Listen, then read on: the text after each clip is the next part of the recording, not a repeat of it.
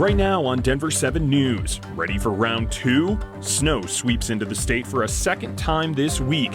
What you need to know if you're hitting the road tonight. Plus, coronavirus vaccines on their way to Colorado. This vaccine met the FDA's rigorous standards for quality, safety, and efficacy. How long you might have to wait before getting the shot. And a spirit of giving. I'm so thankful for it. I mean, it's amazing, everything they've done for me. Amid the hurt, the pain, and the isolation of this year, one group is determined to make sure local families have a happy holiday season. Welcome to this special streaming edition of Denver7 News. I'm Jason GRUENAUER. Thanks so much for joining me. An awesome day out there to be on the slopes. From Telluride to Steamboat Springs, flakes were flying, putting a fresh layer down for those eager skiers and snowboarders.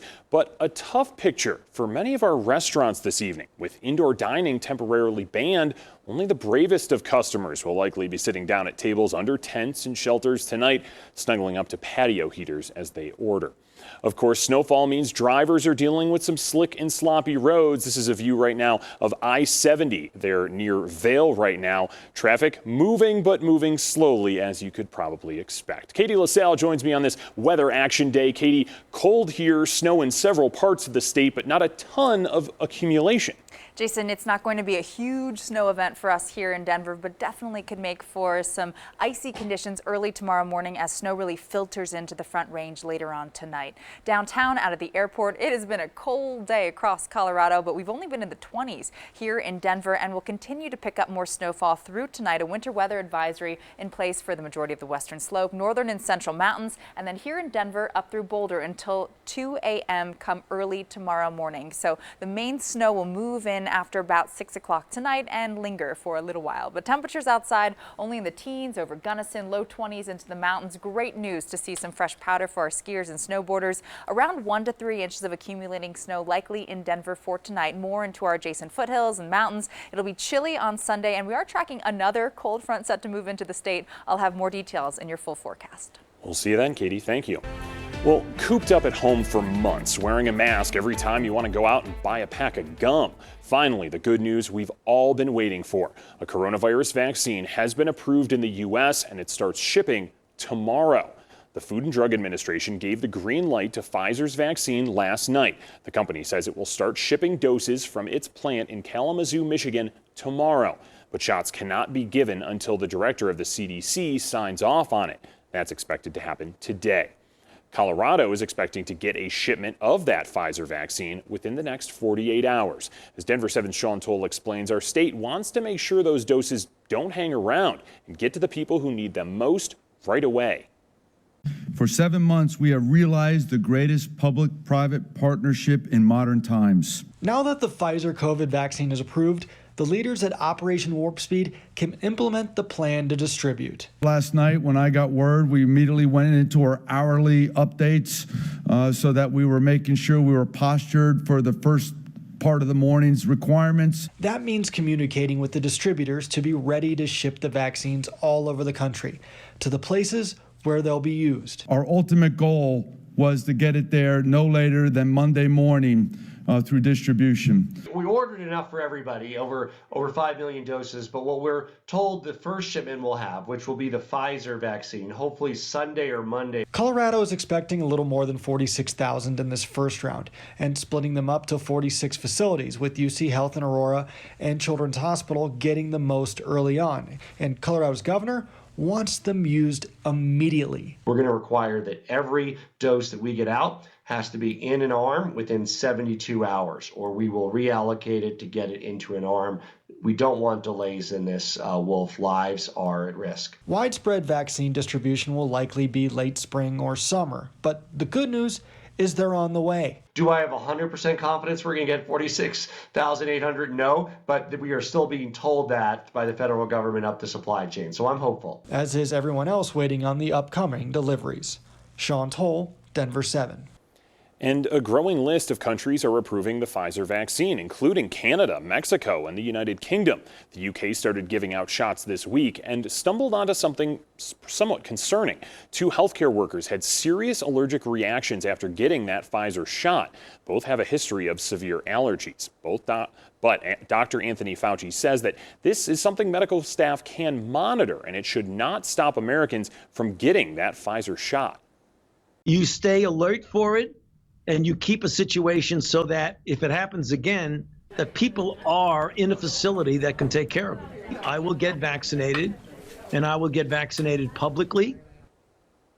And the Pfizer vaccine, remember, isn't the only option. The U.S. government is doubling its order of Moderna's COVID-19 vaccine, now requesting 200 million doses.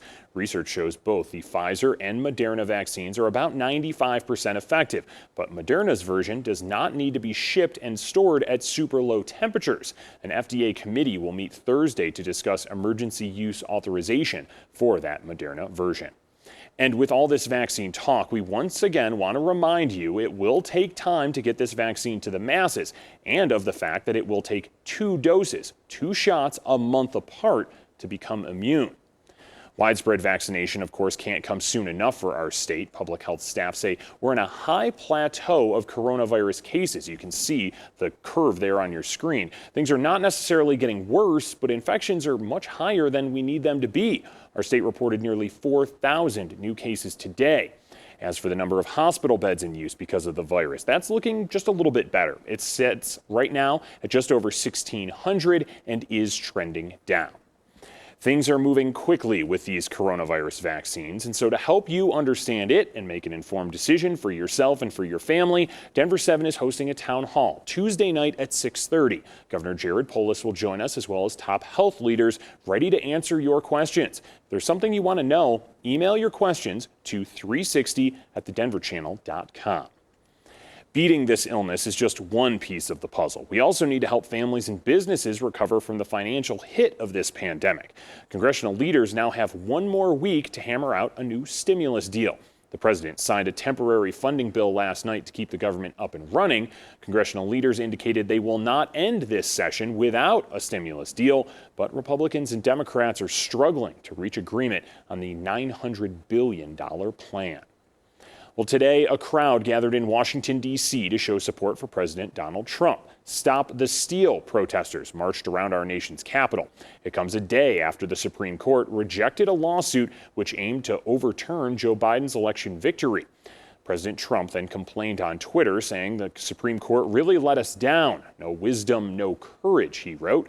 Trump's legal team failed to prove widespread voter fraud in dozens of lawsuits. Monday, the Electoral College will meet to formally elect Joe Biden as the 46th president. One of the president's most dedicated backers is Colorado Congressman Ken Buck. Today, he made an appearance in Georgia, supporting Republicans in that state's pivotal Senate races. Buck took aim at Democrats, raising the question of election fairness yet again. They wanted to take our elections and nationalize them. The U.S. government, since it's so good at doing everything else, it's going to run elections now. And guess who wins all those elections when the federal government runs those elections? Yeah, you got it. You got it. The party that wants that to happen. Buck and fellow Colorado Republican Doug Lamborn did sign on to that failed Texas lawsuit that asked the Supreme Court to overturn election results in 4 states, which Joe Biden won. Other news now tonight, a woman in custody in Jefferson County accused of lighting a house on fire with children inside. It happened on South Depew Street near Sheridan last night. Christy Sinner is facing multiple attempted first-degree murder charges, as well as child abuse and arson charges. We're told everyone who was inside that house is going to be okay. Well, the pandemic is hitting families hard. So many are struggling to make ends meet now that stores are seeing a spike in thefts of essential items. The head of security company Aegis says there's an uptick in thefts of things like food and baby supplies. Dollar Tree and Family Dollar also confirm a rise in thefts from their stores. In Philadelphia, police say there's a 60% rise in thefts from stores compared to this time last year. Denver, here at home, is seeing a significant increase in many types of crime this year as well. Arson, auto theft, murder, burglary, and assault are all up, but rape is down more than 20%. Overall, crime is up close to 20% compared to last year. Well, right now, this man is facing murder charges after a fatal shooting in Fort Lupton last weekend. Police responded to the KC Motel last Saturday around 3 p.m. They found a man had been shot. He was taken to the hospital but did not survive. Today, police arrested Preston Cordova. Police say that they tracked down Sierra Maez, a second person of interest in the case. It is not clear at this time if she is facing charges. Well, today, people gathered in Denver to protest an injustice thousands of miles away. A car rally in support of Indian farmers rolled through the city. Events were planned across the U.S. today in support of this movement.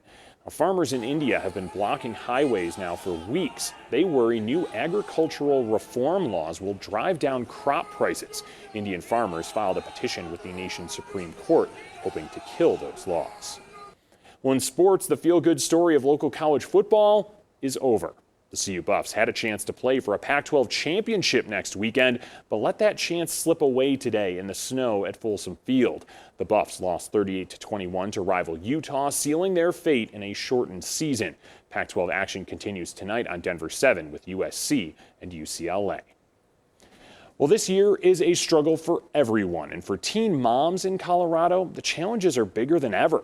As Denver7's Sloan Dickey found out, one local group is determined to make this Christmas memorable for all the right reasons. In a year of difficulties, Awesome, thank you guys. Hello! these women My son's car seat here, his stroller, and then some Tupperware for him.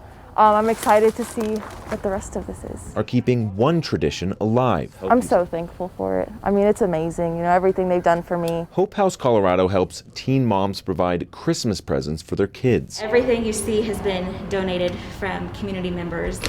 Because the moms aren't able to come inside, Merry Christmas! You too! volunteers delivered Christmas curbside.